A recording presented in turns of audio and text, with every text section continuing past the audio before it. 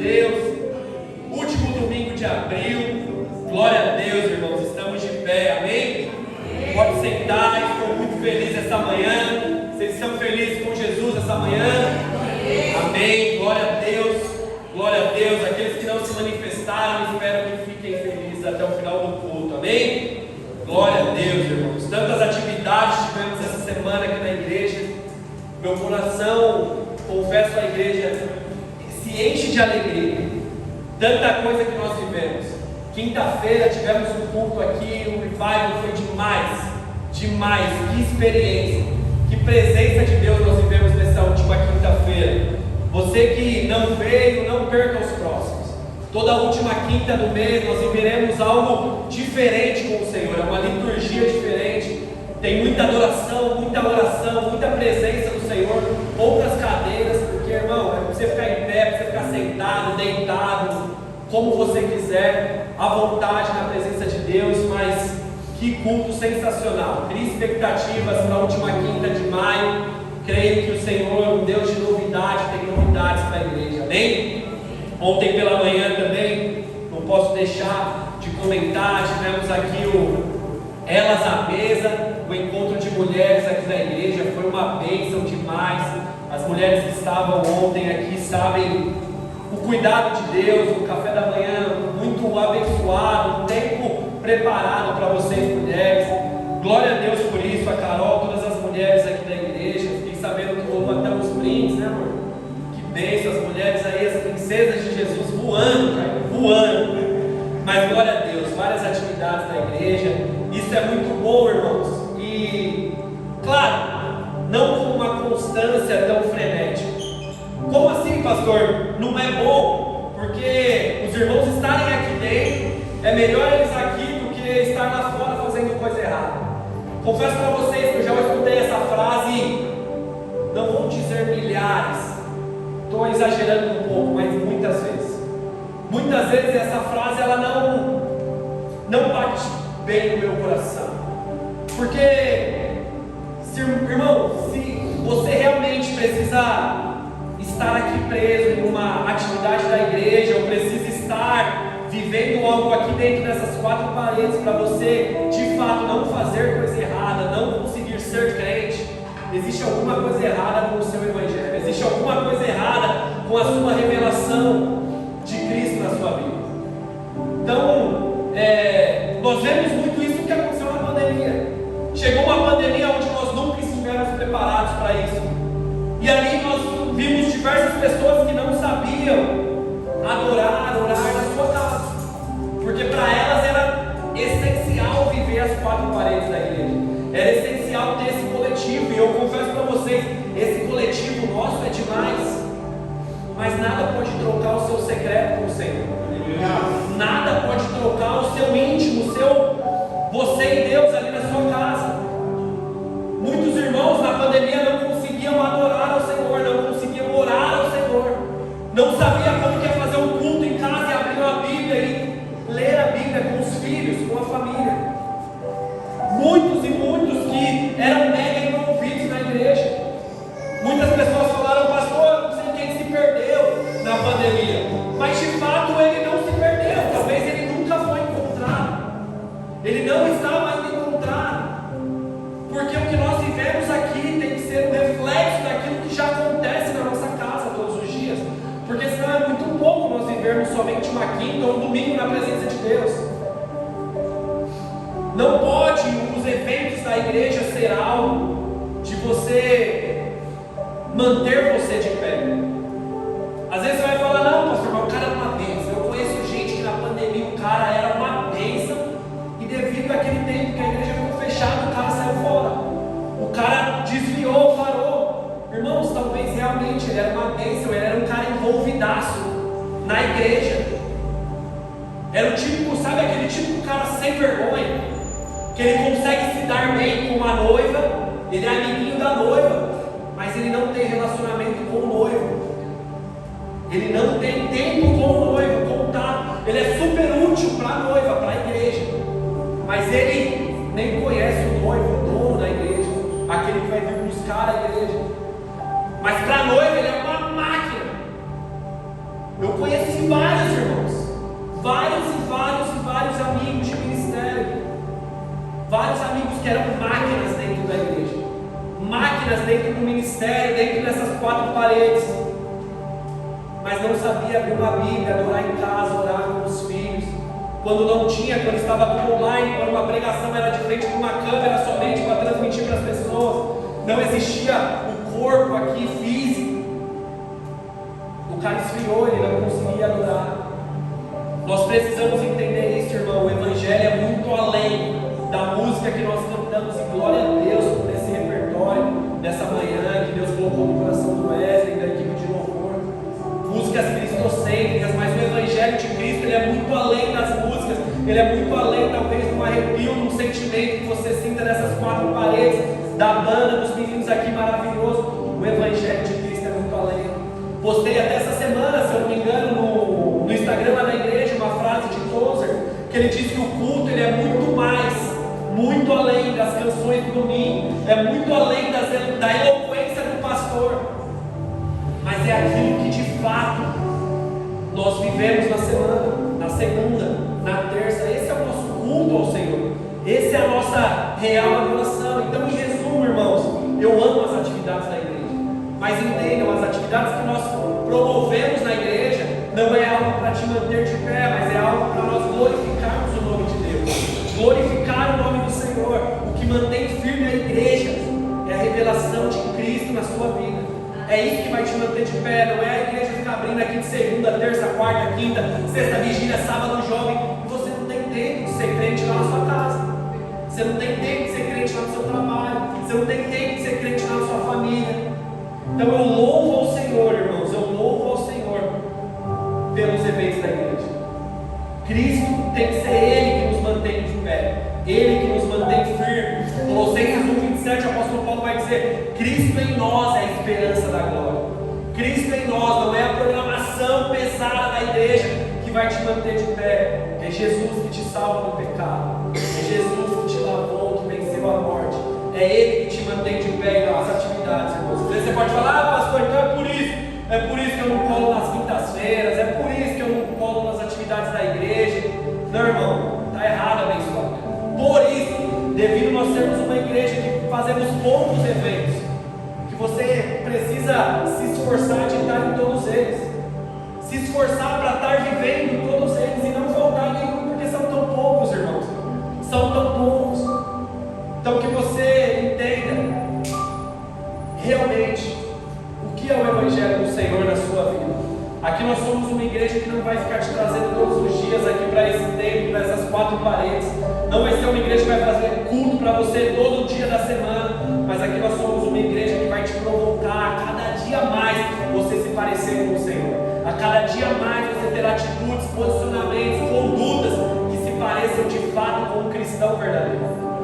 Então esse é o objetivo que nós temos no nosso coração. Que esse seja o desejo seu como igreja também, como corpo de Cristo.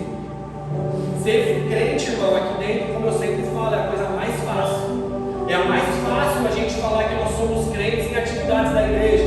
Não, vou na igreja de segunda, de terça, de quarta, eu sou crente porque eu vou na igreja. Isso é a coisa mais fácil a gente falar, mas a questão é: o que você tem feito com aquilo que você tem escutado? O que você tem feito com aquilo que tem sido ministrado na sua vida? Porque vir aqui escutar é a coisa mais simples. Que tipo de pai você tem sido a partir do sermão que você ouve? Que tipo de profissional você tem sido a partir da adoração que você entrega ao Senhor com os seus lábios nesse domingo? Que tipo de profissional a sua empresa vai receber amanhã? É isso que se resume a nossa vida. É isso que resume nós. Como as pessoas te veem lá fora. Não aqui dentro. Aqui dentro todo mundo anjinho de Jesus. Todo mundo. Como as pessoas nos veem, que nós possamos entender de fato essa diferença. Jesus nos chamou para isso, irmãos, para sermos cristãos lá fora. Já eu vou entrar na mensagem, deixa eu continuar aqui fluindo que está indo. Jesus não nos chamou para ser fariseus, irmãos. O que era o fariseu da época? Aquele cara que chama aqui no templo, tudo acontecia. Ele estava em todas as atividades da igreja, ele não faltava em culto, ele era o bichão aqui dentro. Jesus não nos chamou para isso, mas Ele te chamou para você viver algo lá fora, e não ser um bichão aqui dentro e um zero à esquerda lá fora.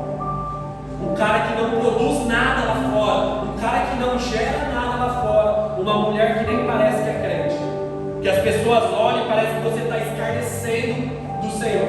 O que adianta ir na igreja essa semana toda e viver desse jeito? Que você faça realmente essa reflexão, irmãos. Por isso que existe uma máxima, eu não sei quem é o nome do autor dessa frase, mas ela é muito verdade. A igreja contemporânea, essa igreja atual de Jesus, está cheia de pessoas que não estarão no céu com o Senhor, porque são pessoas que estão dentro da placa.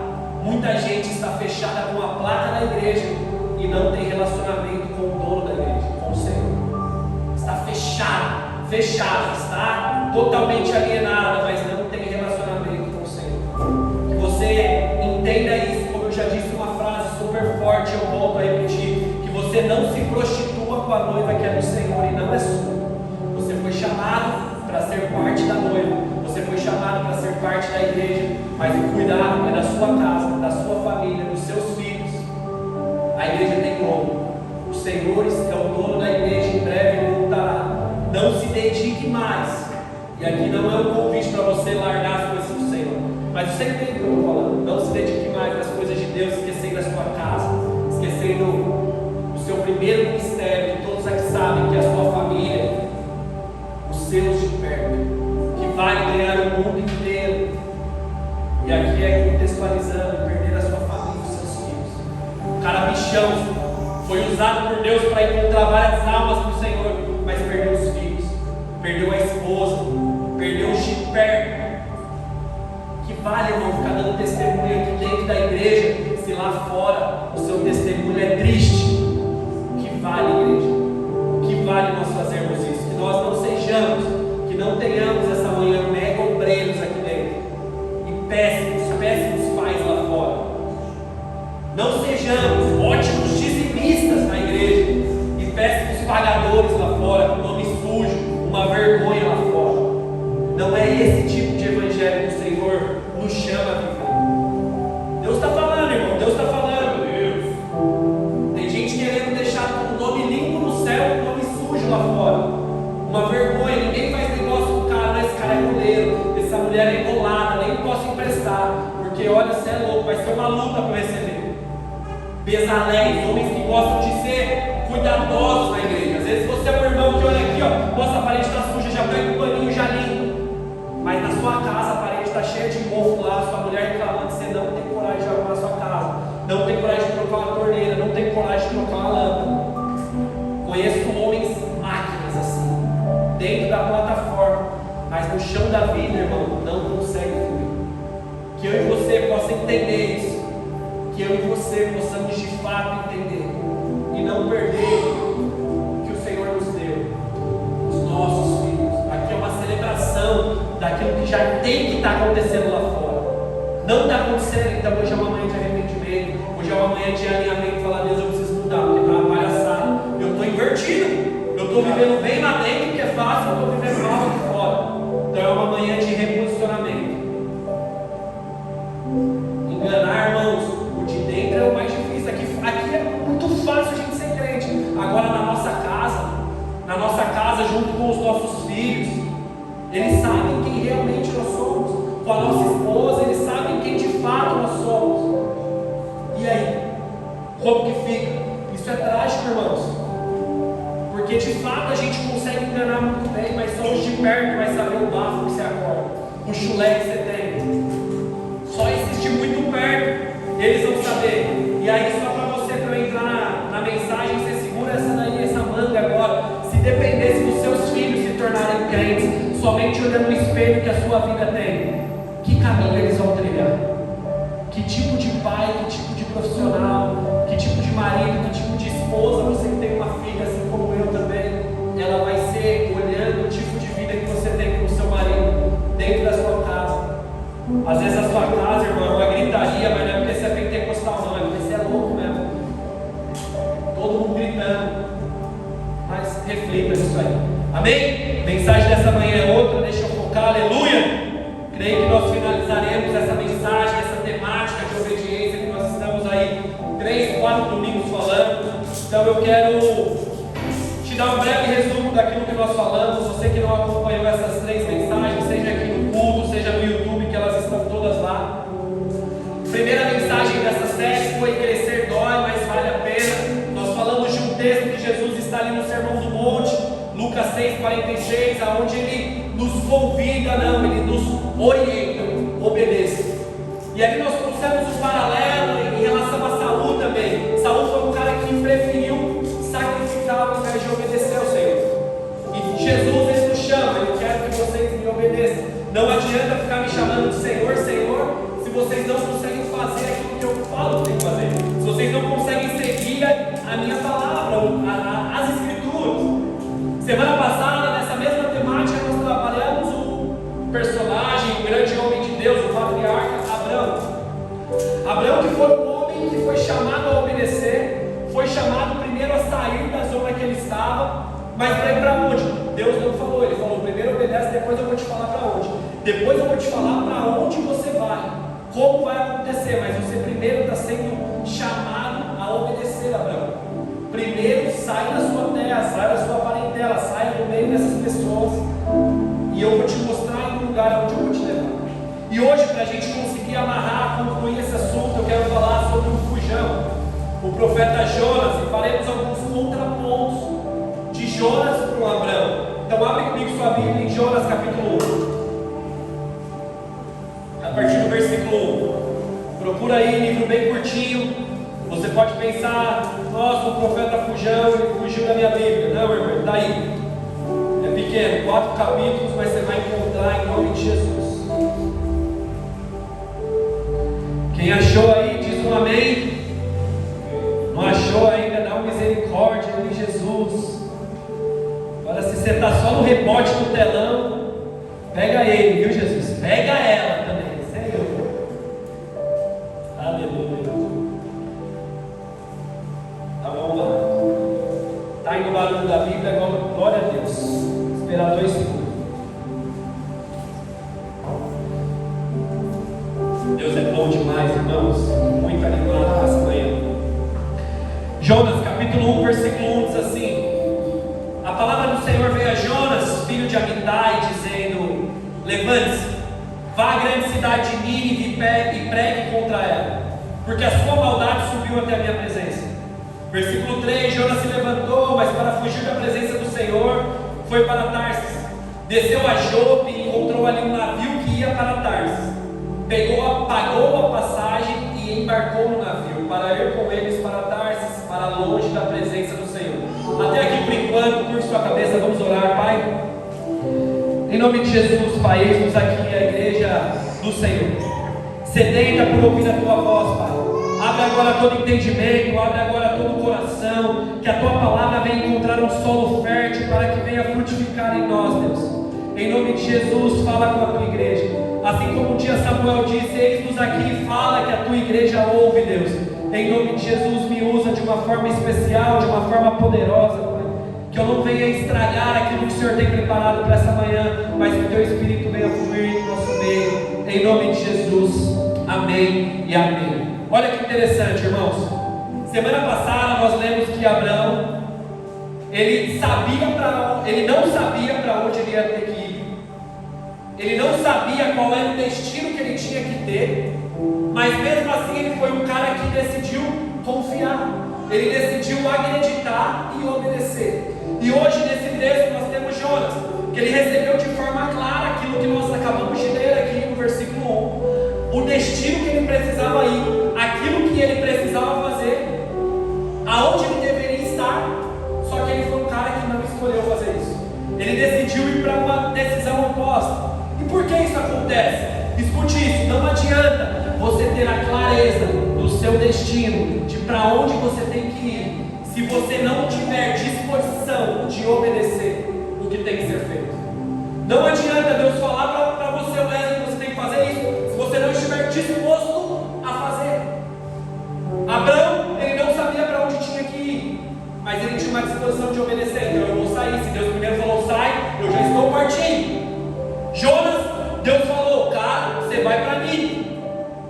Ele não tinha disposição em obedecer. O que valia o destino se ele não tinha disposição? Por isso que nós vemos que acontece isso dentro da igreja. Às vezes nós temos aqui 2 irmãos, o irmão e uma irmã, os 2 recebendo a mesma palavra, estão sobre a mesma direção, estão sobre a mesma visão, recebem a mesma ministração, são convidados a participar do mesmo plano bíblico da igreja, estão Um vai para frente, o outro não. Um avança, o outro fica parado. Um mergulha, um cai para dentro, começa a viver coisas loucas com o Senhor. O outro não, o outro fica paralisado, o outro fica de longe. Ou seja, o que vai mudar de fato a sua vida, irmão, como eu falo isso, acho que eu falei nas 3 mensagens, não é a palavra que você vai escutar, não é a direção que você vai receber, mas é o que você vai fazer a partir daquilo que você ouviu. É aquilo que você vai praticar a partir da mensagem que você recebeu. Não é simplesmente aquilo que nós ouvimos, não é simplesmente a direção que é passada, mas é a disposição que nós temos de falar: eu preciso praticar isso, eu preciso viver isso, eu preciso caminhar em direção a essa verdade. Tiago 22 vai dizer que vocês não sejam somente ouvintes, mas melhor, vamos, abre junto aí comigo. Acho que o telão vai ser mais rápido. Tiago 22, para você ver quem você está enganando.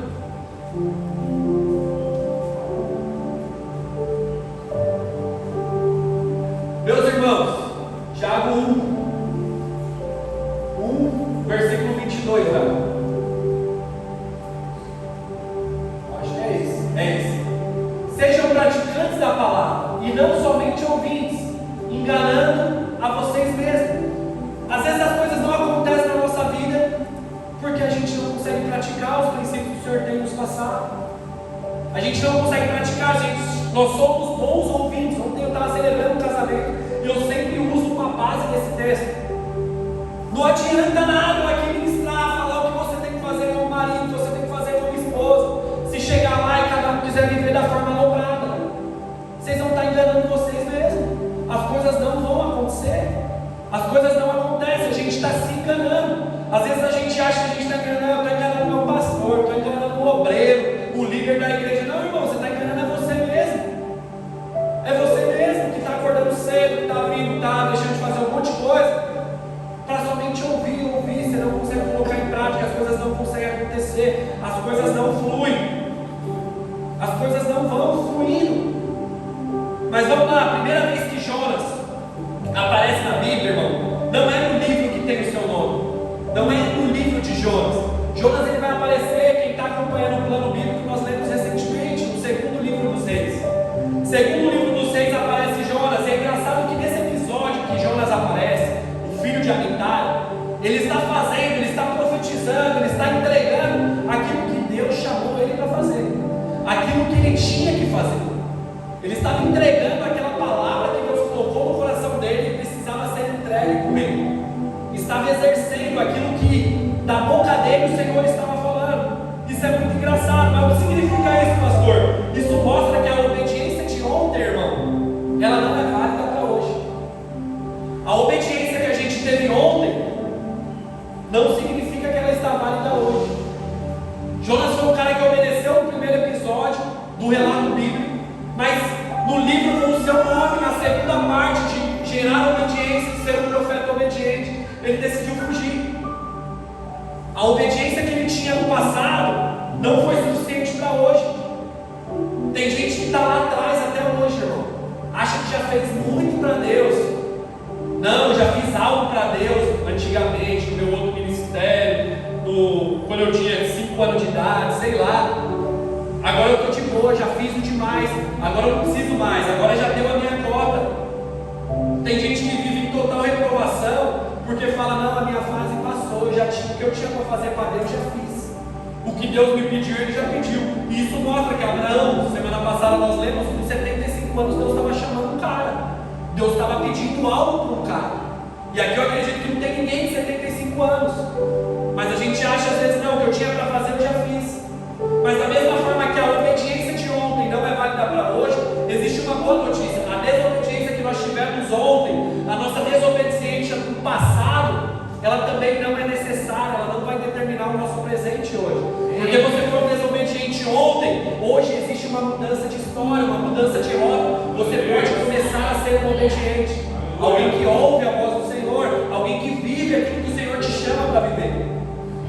Da mesma forma que a obediência não vale de ontem para hoje, a desobediência também não. Ela também não precisa ser.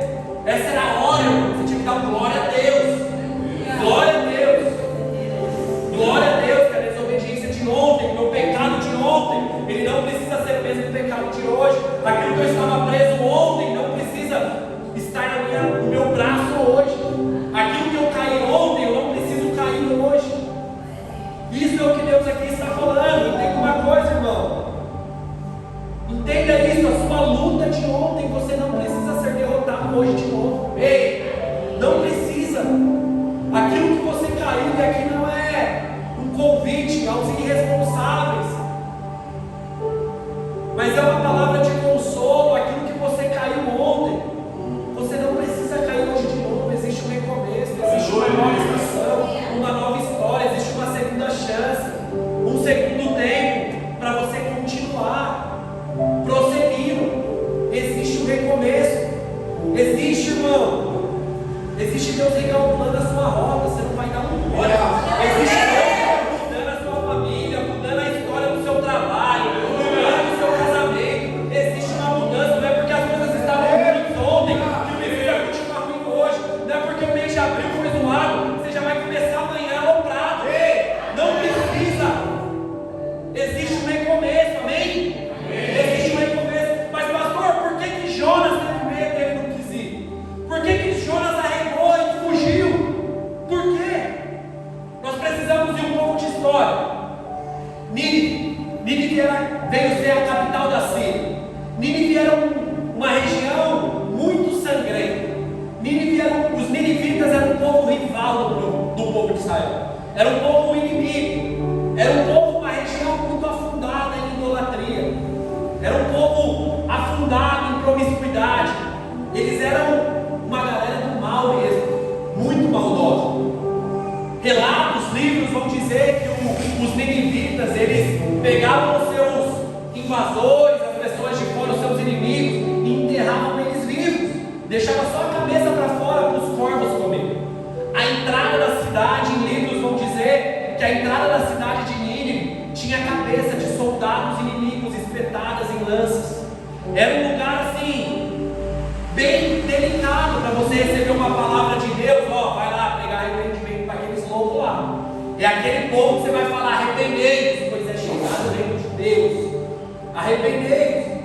Então assim, não era uma galera muito receptiva, não era um povo muito meio, um povo caloroso, amigo. Não era aquele povo que você vai falar assim: ah, vou até olhar na decolar aqui para fazer uma visita para aquela galera. Não é interessante. Para você encontrar e ter uma ideia do que era Nínive, a região de Nínive hoje é o atual Iraque. Olha que gostoso. É o atual Iraque a região. Então, é um lugar bem complicado. Então, Jonas, ele recebe um chamado de Deus falando: cara, quero que você vá para Nínive e você vai pregar para aquelas pessoas. Você vai pregar para aquelas pessoas porque a conduta que elas estão, a vida que eles estão tendo, não me agrada. Isso subiu e me irou. Eu quero que você pregue aquelas pessoas. Alguns livros e historiadores vão dizer isso, não está no cânon bíblico, que o pai de Jonas, Amitai, ele foi morto por um ninivita.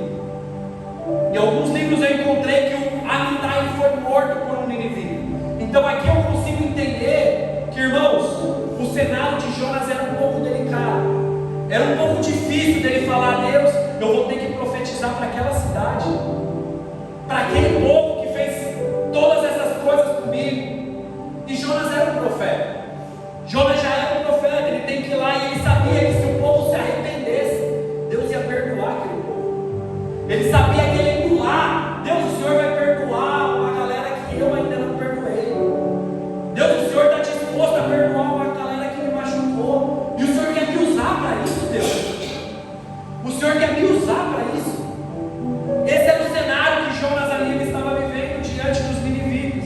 Ele tinha uma grande ferida no coração. Jonas, ele tinha algo que sangrava. E Jonas era um cara inteligente. Então o que Jonas ele pensou? Ele falou assim: a salvação ela só vem após o quê? O arrependimento.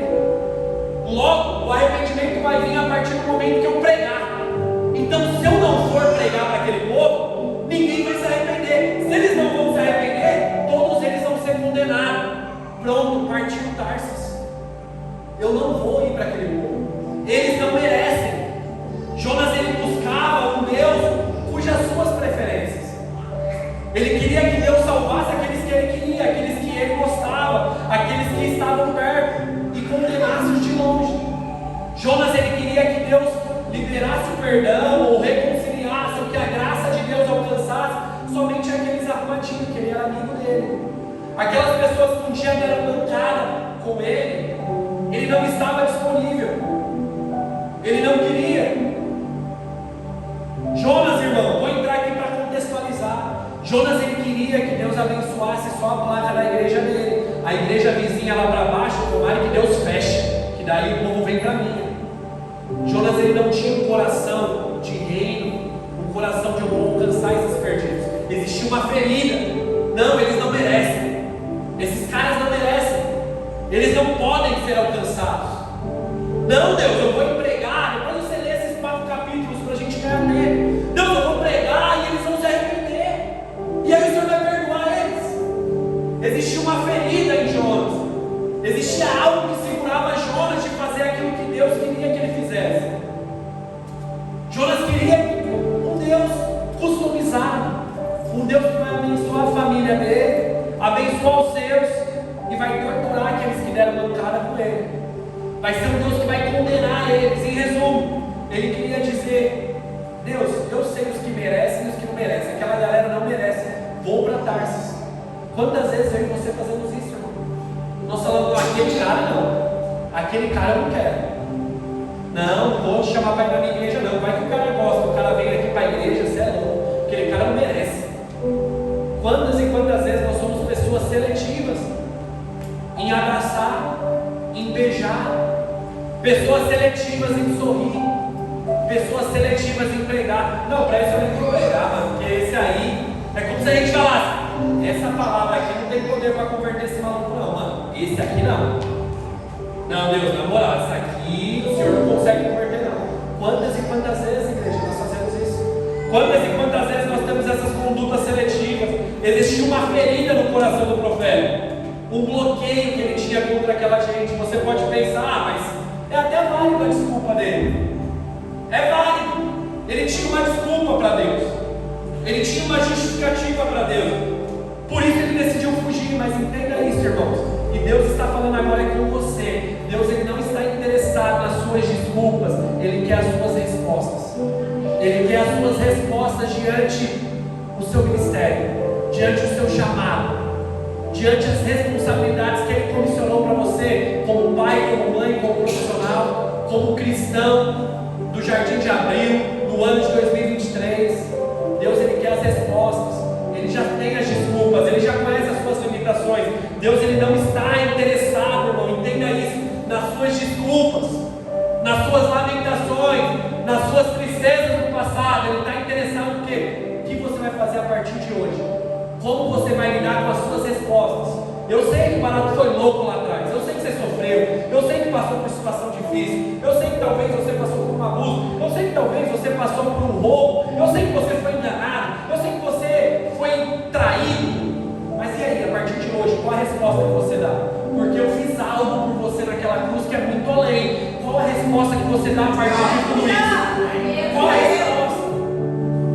Isso eu e você precisamos ter, irmão, porque existe provisão, existe bênção na terra da obediência, igreja. Quando nós respondemos, quando nós decidimos obedecer, existe provisão, existe resposta na terra da obediência. Existe provisão, irmãos. Mas pastor, é difícil, é complicado, eu sei, irmão. Eu sei que é difícil, é muito complicado. Mas Deus, ele não está interessado na sua desculpa. Ele não está interessado no seu vitimismo, ele quer a sua resposta. E ele falou: Jonas, é para Nínive. Mas Jonas decidiu fugir. Jonas decidiu ir para outro lugar. Quantas vezes, irmãos, eu e você gostamos de dar desculpas para as coisas e fugimos daquilo que Deus nos chama, fugimos daquilo que Ele nos chamou, do nosso chamado, fugimos do nosso ministério, fugimos de decisões importantes que precisamos tomar, decisões que adultos precisam tomar. Todos aqui somos adultos, não temos crianças aqui. Muitas vezes nós fugimos de responsabilidades. Quantas e quantas vezes nós fugimos de responsabilidades? E o apóstolo Paulo diz: quando eu era menino, eu sim fazia coisa de menino, agia como menino, trocava ideia como menino. Agora que eu sou homem, eu preciso fazer as coisas de homem. Agora que eu sou adulto, eu preciso lidar com as coisas de adulto. Eu preciso ser um adulto. Quantas e quantas vezes, irmãos,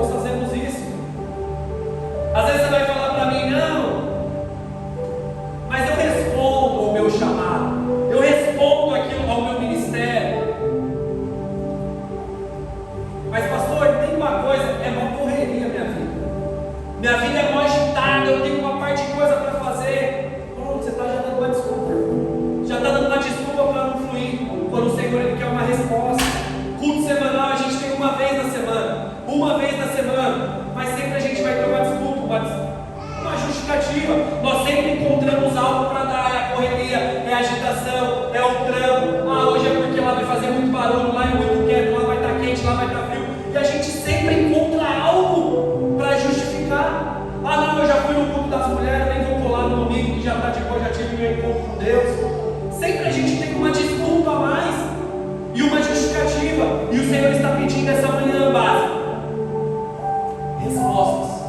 Respostas àquilo que Ele tem chamado. Muitas vezes você pode ser Jonas aqui essa manhã e você está fugindo de todo jeito você está fugindo daquilo que Deus está chamando. Eu creio que o Senhor está chamando pessoas aqui essa manhã.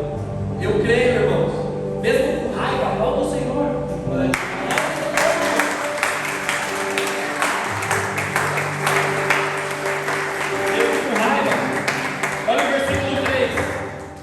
Versículo 3, Jonas se levantou,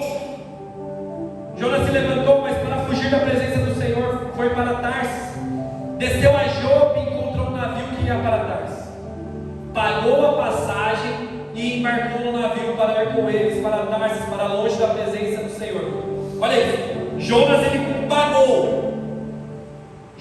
pagou a sua passagem. Sabe por quê, irmão?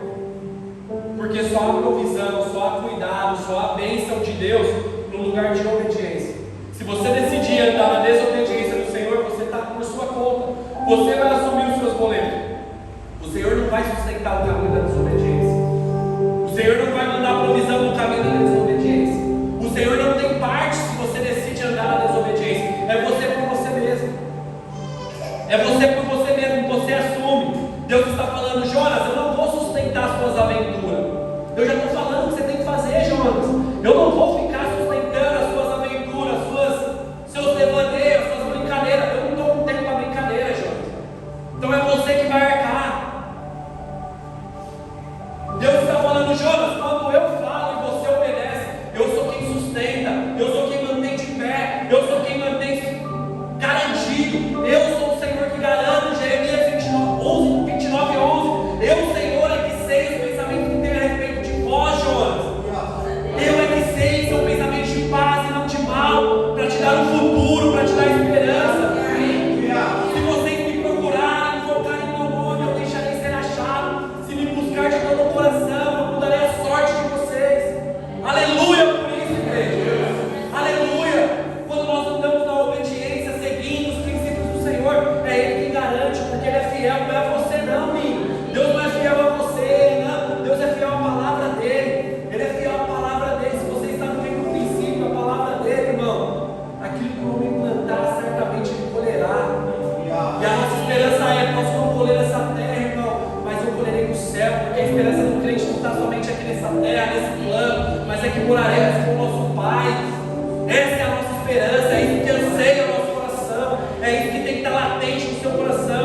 A parte A deste versículo 3 vai dizer que quando Jonas ele chega, já viu um navio indo direto para aquela região que ele queria fugir. Deus fala para ele, pai, e ele fala, mano, eu vou para Tarsis. Chega lá no cais, lá tem um navio pronto indo para Tarsis. É engraçado porque isso acontece, irmão. Às vezes você precisa de uma carona para vir para a igreja, uma luta para achar o filho de Deus para te dar uma carona. Agora você vai falar, mano, quer saber? Vou pro rolê, vou pro mundão, hoje é um dia, vou dar uma chapada. Não, vai ter um cara que vai te pegar até no colo, na sua casa para te levar. Sempre vai ter alguém pronto para te levar longe dos caminhos do Senhor. Sempre vai ter alguém pronto para fazer com que você desvie a sua rota, para que você realmente caminhe para um lugar distante. Mas pastor, como que eu faço? Porque é exatamente assim. Às vezes é uma luta para eu acordar no domingo para vir na igreja. Em nome de Jesus, vamos abrir o culto da noite. Aleluia. Em breve, vai por isso. Mas é uma luta para acordar de manhã. É uma luta. Mas daí chega no sabadão, vai jogar uma bola, vai comer uma feijuca, o cara 8 horas da manhã. Pô,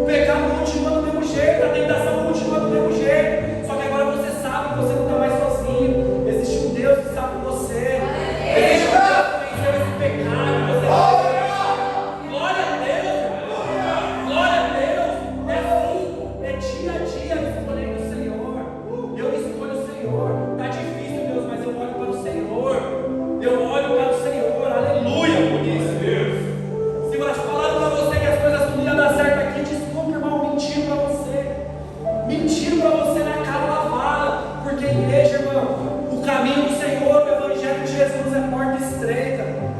É porta estreita, irmão, é um caminho estreito que você precisa enfrentar. Sempre lá fora vai ser mais fácil, sempre lá fora vai ser mais de boa. Irmão, entenda isso, Jesus. Eu sinto o Senhor falando, nem sempre o mais fácil é o melhor para você. Nem sempre o mais fácil é o melhor, nem sempre o mais prático é o melhor para você. Nem sempre o que tem mais estrutura é o melhor lugar para você. O que tem mais condição é o melhor lugar para você, irmão. Nem sempre. O mais perto, às vezes, não é o melhor. Quinta-feira, o irmão chegou aqui, falou: pastor, glória a Deus que eu vim andando lá no Rochidale. Irmão, Rochidale, irmão, constrangeu meu coração. Constrangeu meu coração, irmãos. Constrangeu. Por isso que, irmãos, esteja perto de um pastor, de uma igreja, não perto da tua casa, não perto da sua conveniência, não que tenha a melhor estrutura para te atender, a cadeira mais confortável, mas esteja no lugar que está mais perto da Bíblia, mais perto da verdade do Senhor, sem bagunça, sem palhaçada, mas da verdade do Senhor. Esteja isso, em nome de Jesus, amém? O mundo sempre vai te dar mais oportunidades, sempre vai te dar várias opções para você se deleitar, mas deixa eu te falar uma coisa, entenda isso. O Senhor está falando, tudo bem que o mundo tem várias opções, porque eu não quero que você venha até mim, eu não quero que você me escolha porque não tem uma opção. Não é por falta de opção, mas eu quero que vocês venham por amor, por renúncia, por posicionamento, por fé, e não porque eu sou a única opção. Por isso que o pecado vai continuar batendo todos os dias na sua porta, e o Senhor quer uma resposta sua, não uma desculpa. Eu estou fraco. Sabe aquele negócio quando você está, eu faço às vezes esses regime, não é jejum, é regime intermitente, e aí eu fico, às vezes eu fico até mal-humorado assim, eu falo: Deus, é isso mesmo. Aí eu já pego um chocolatão, parece que o negócio dá um ano, mas às vezes você faz isso com pecado. Às vezes você está tão para baixo, você fala: mano, preciso dar um negocinho aqui, preciso dar uma ramelada, preciso cair. Não faça isso, não faça isso, não faça isso. Escolha o Senhor todos os dias, toda manhã. O mundo pode parecer bom, pode parecer legal, irmão, mas diga: eu escolho Deus, eu renuncio, eu escolho o caminho estreito todos os dias, eu escolho a cruz de Cristo, aleluia. Bendito é o nome do Senhor, bendito é o nome do Senhor. Entenda, base, entenda que se a porta é estreita, tem mochila que não vai passar, tem coisa que você carrega que não vai passar, tem lugares que não vão caber nesse caminho estreito. Ei, existem pessoas que não vai dar para passar com você nesse caminho estreito se você quer percorrer.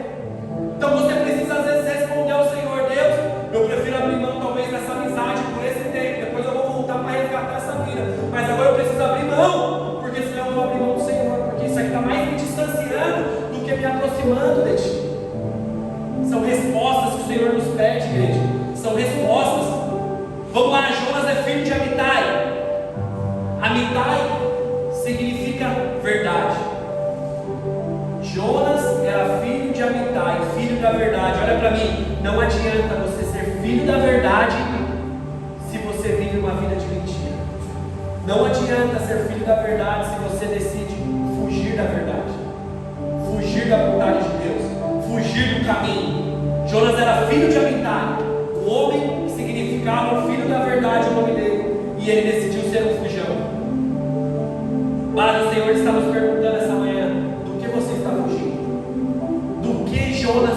Existe Jonas aqui dentro de você, em alguma área da sua vida. Do que você está fugindo? Do que você está fugindo e está deixando de obedecer? Às vezes você pode olhar para mim e falar: pastor, eu sou faca na caveira, eu sou bichão, se mandar ir para mim, eu vou para onde for, eu vou para Carapicuípe, eu prego lá, eu meto louco e vou. Mas e se Deus falar assim: tudo bem, o que eu estou falando é perdoa aquele irmão?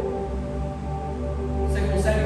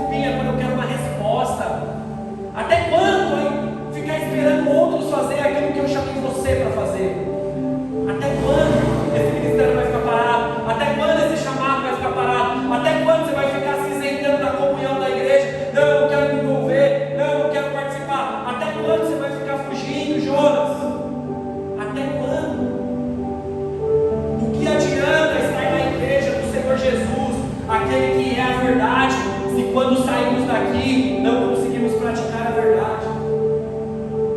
Olha como somos Jonas, irmão. Olha como que isso se conecta com a gente, irmão. Não fuja essa manhã.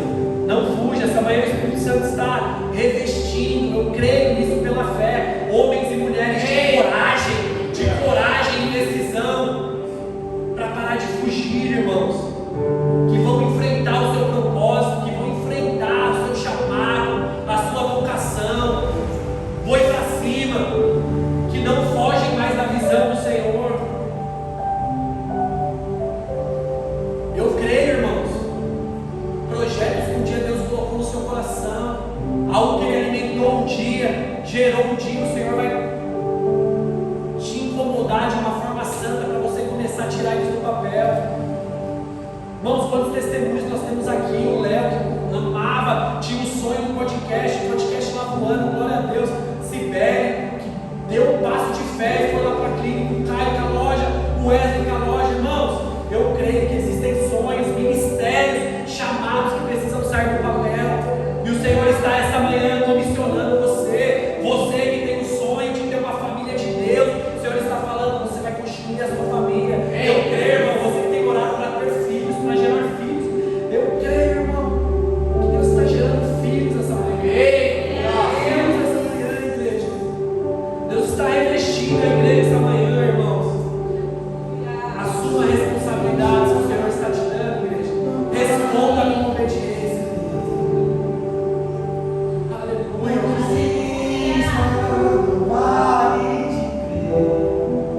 Recebe a cura,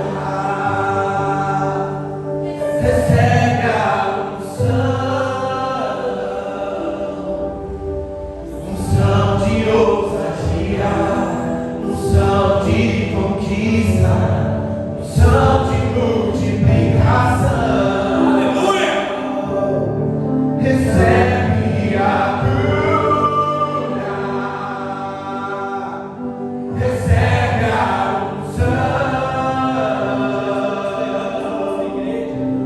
unção de ousadia, unção de conquista, unção de multiplicação. Abril se foi, irmão. Hoje é o último dia de abril, maio está chegando. Que você, em nome de Jesus, você precisa mudar. Você precisa começar a obedecer aonde você tem negligenciado. Você precisa ser alguém que vai sair desse culto, irmão, e vai sair daqui e vai mandar dizer lá no inferno: ei, nego! Pareceu o Jota Quest, né? Ei, nego! Eu não te escuto mais. Mas aí você vai falar: ei, nego, a partir de hoje é você que vai ter medo de mim, porque eu estou de pé agora. Agora eu me levanto, Romanos 8,37, sou mais que vencedor em Cristo Jesus. Em nome de Jesus, em todas as coisas em Cristo Jesus somos mais que vencedores. A insegurança você perdeu, esse medo, a passo de fé você perdeu. Para, todo esse receio de um fracasso passado você perdeu. Você não vai me perturbar mais. Você não vai me perturbar mais. Porque a palavra diz que é em todas as coisas, não em algumas coisas, irmãos. Olha para o seu irmão e fala para ele: é hora de se levantar. É hora de se levantar. Essa é uma manhã de você se levantar, igreja. Aleluia! Existe um novo tempo, irmão. Existe uma nova estação que Deus está falando, mas só é disponível para novos homens entrarem, para novas mulheres entrarem. Vocês não vão entrar de uma forma velha. Vocês não vão entrar tudo arrastado de qualquer jeito. Existe um vinho novo, mas só vai ser derramado em um odre novo, não em odres velhos, irmãos. Deus está derramando assim como essa adoração, uma unção de coragem, de ousadia. Eu creio, igreja. Eu creio, irmão. Eu creio que viveremos. É o mês, amanhã, 1º de maio, dia do trabalho, será um mês de grandes trabalhos. Será um mês de muito trabalho na sua vida emocional, na sua vida espiritual, na sua vida sentimental. Que seja um trabalhar de Deus, irmãos, de Deus na sua vida, na sua casa. Eu creio nisso. Vamos estar quase, versículo 4. Olha o versículo 4. Mas o Senhor lançou sobre o mar um forte vento,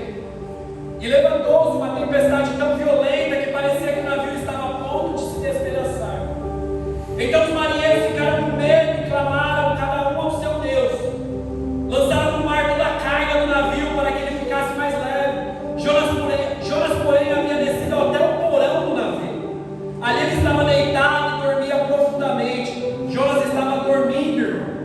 Dormindo um profundo sono. Ele estava lá, um sono pesado. Na verdade aqui, irmãos, essa palavra, Jonas ele estava querendo esquecer uma dor daquilo que ele estava fazendo. Jonas ele estava num sono, sabe aquela vez, dorme que passa, os dois filhos de Francisco, está com fome, não, dorme que passa. Ele estava querendo esconder uma dor, uma ferida, ele sabia que ele estava indo para a direção que Deus não estava chamando. Cada um de nós sabemos, irmãos, sabemos o que devemos fazer, nós sabemos a hora que nós estamos vacilando, estamos andando no lado errado, nós sabemos. E aqui Jonas sabia, mas aí ele escolheu o que? Eu vou dormir, eu vou usar o sono como um analgésico, eu vou usar o sono para ele fazer eu esquecer essa dor. Isso que eu estou fazendo, mas entenda a igreja de Jesus, entenda a graça.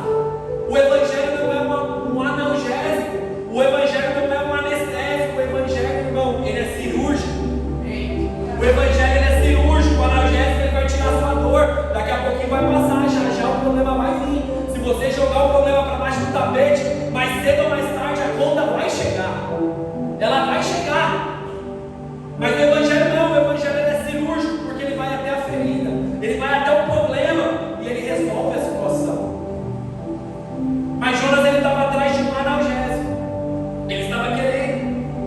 E entenda isso, tem crente que vem todo domingo na igreja atrás de um analgésico.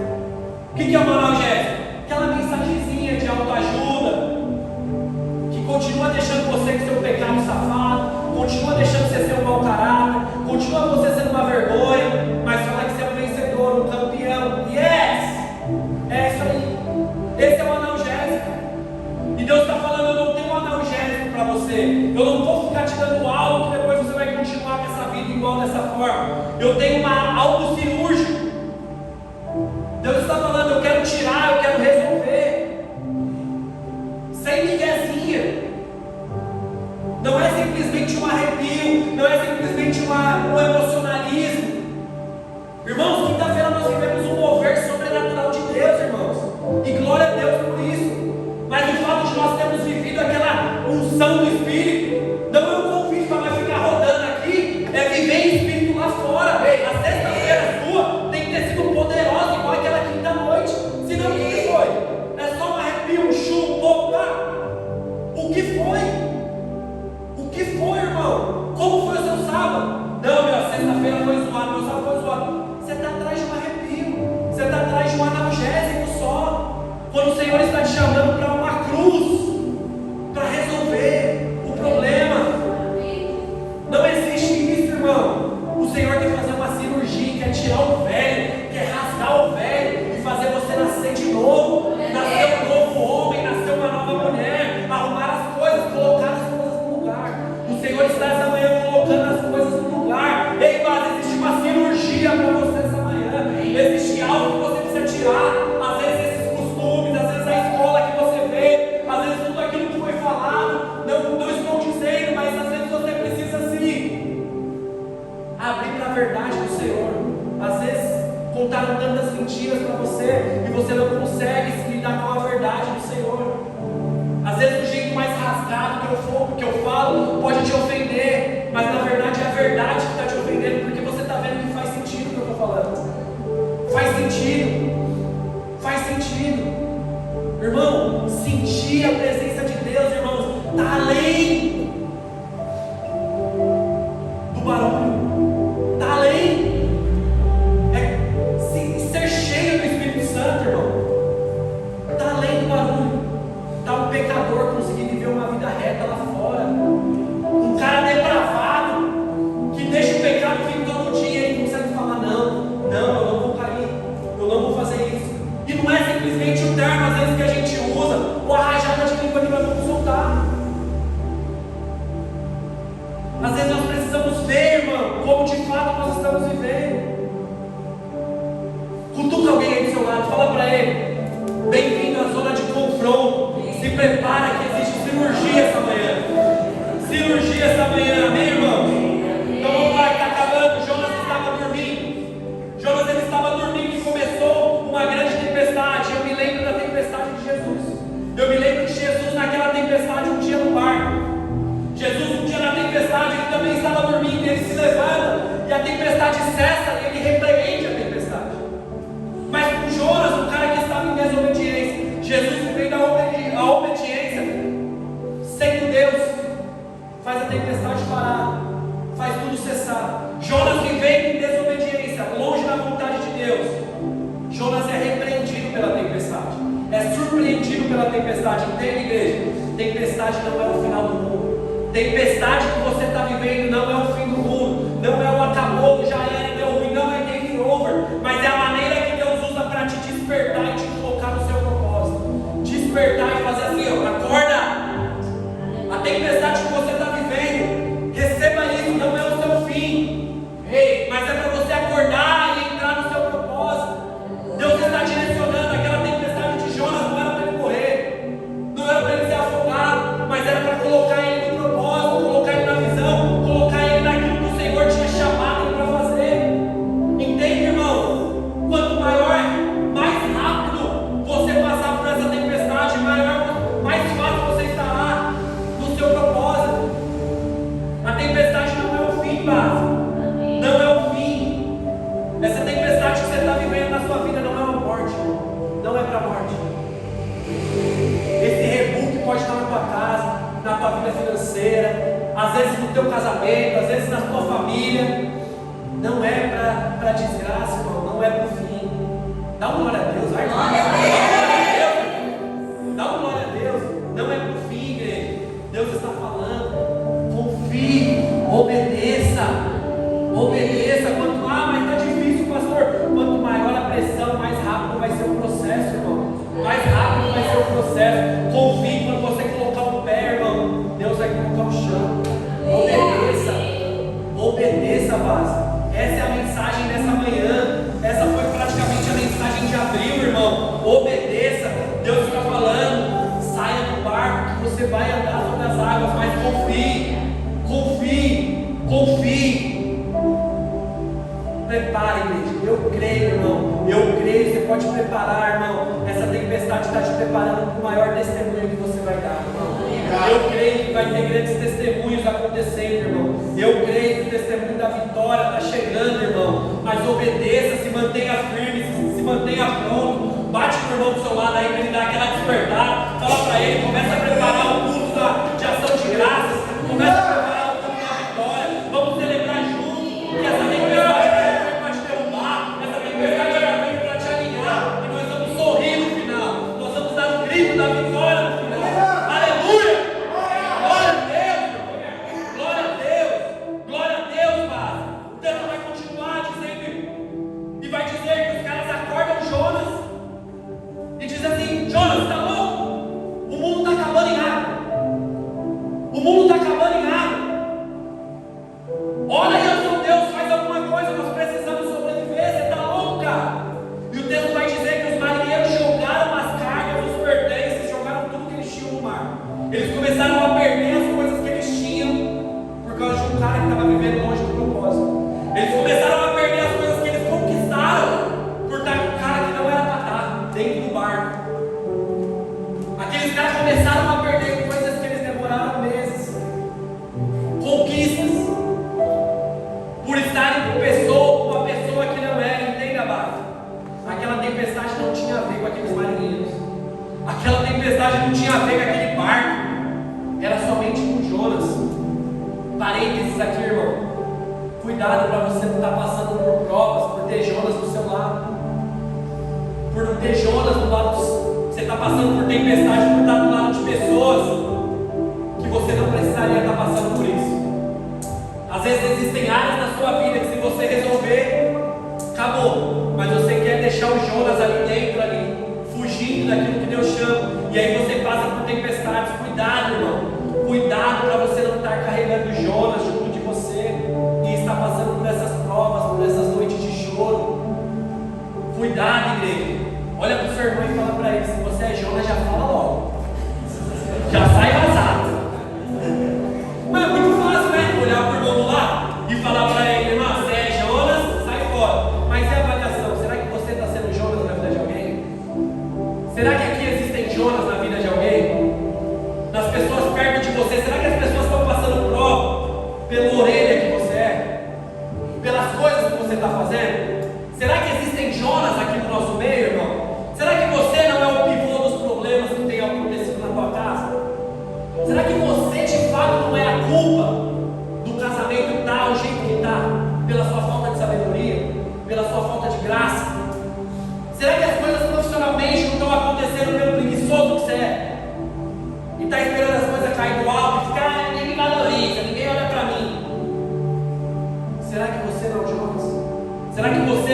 participou desses problemas, reflita essa manhã, meu irmão.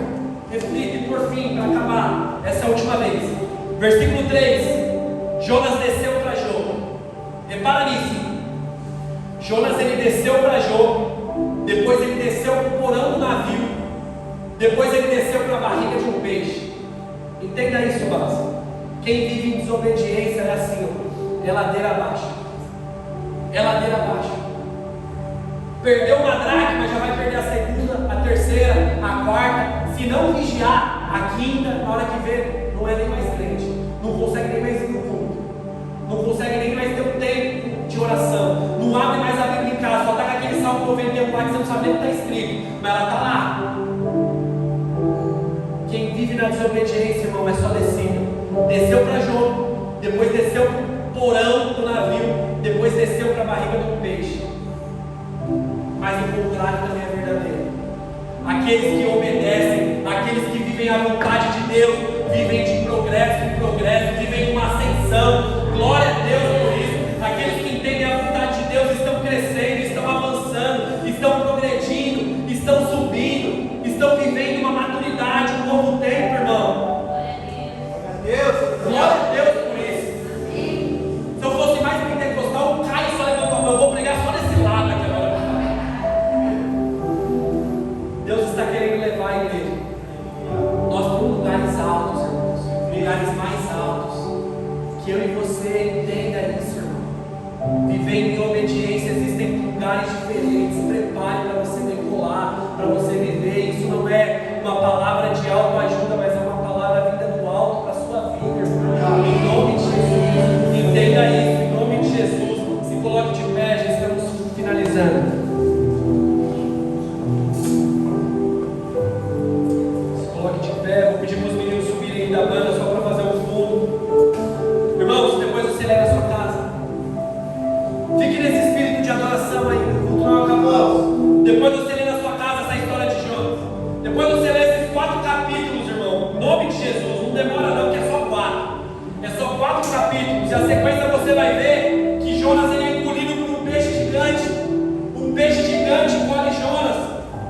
E às vezes você pode falar, mano, pastor, na moral, você acredita nisso mesmo? Você acredita que um peixe engoliu Jonas? Irmão, deixa eu te falar. Se está escrito na Bíblia, eu acredito até na fitinha. Eu acredito até na fitinha da Bíblia. Se a Bíblia falasse que foi um Jonas que engoliu um peixe, virou um cavalo marinho e chegou lá em Nínive, eu ia acreditar, irmão. Porque essa palavra é uma palavra de verdade na minha vida. É uma palavra de fé, é a base da fé. Nunca questione, nunca deixe dúvidas questionarem a palavra de Deus.